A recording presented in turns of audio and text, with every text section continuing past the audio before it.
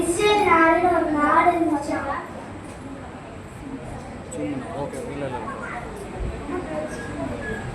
Israel நாடு ஒரு நாடு, அடுத்தது எகிப்து நாடுன்னு ஒரு நாடு. அந்த எகிப்து நாடுல அந்த ராஜா சொன்னாரு, அங்க இஸ்ரேல் நாட்டுல யாரா ஸ்ட்ரென்த்தா இருக்காங்களோ அவங்க அடிச்சிருக்கணும்னு சொன்னாங்க.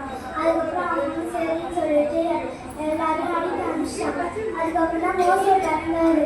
அதுக்கப்புறம் மோசே அழுகும்போது அவங்க அம்மாவுக்கு கொஞ்சம் பயமாயிடுச்சு.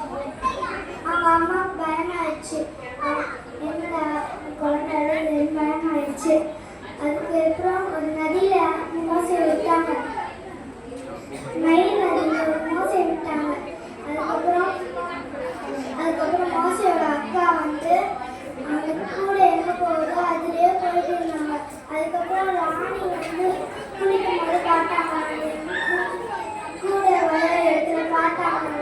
அதுக்கப்புறம் குழந்தை பார்த்தாங்க கூடைய. அதுக்கப்புறம் ஒரு குழந்தை இருந்துச்சான். அதுக்கப்புறம் அவங்க அக்கா வந்து சொன்னாங்க, ராணி நான் வந்து உனக்கு குழந்தை பத்திரிக்கு அவங்க எடுத்துட்டு வரேன் சொன்னாங்க. அதுக்கப்புறம் ராணியும் சரின்னு சொல்லிட்டாங்க. அதுக்கப்புறம் அவங்க அம்மாவை எடுத்துட்டு வந்தாங்க.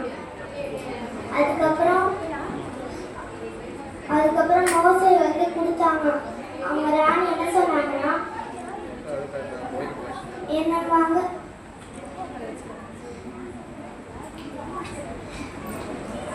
அவங்க பெருசாயிட்டோன்னே என்கிட்ட அனுப்புங்கன்னு சொன்னாங்க.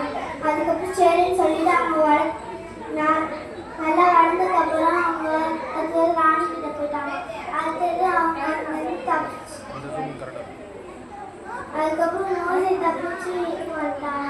இதுலேருந்து நமக்கு என்ன தெரியுதுன்னா, மோசே மாதிரி சின்னவங்களா இருக்கும்போது நம்ம பெருசாயிட்டாங்க மோசே. அதுக்கப்புறம் இஸ்ரேல் நாட்டிலே ஒரு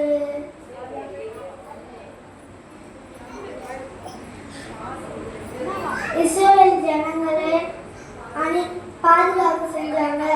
நம்மளும் அதே மாதிரி தான் இயேசுப்பா நம்ம படிச்சது. ஆமென்.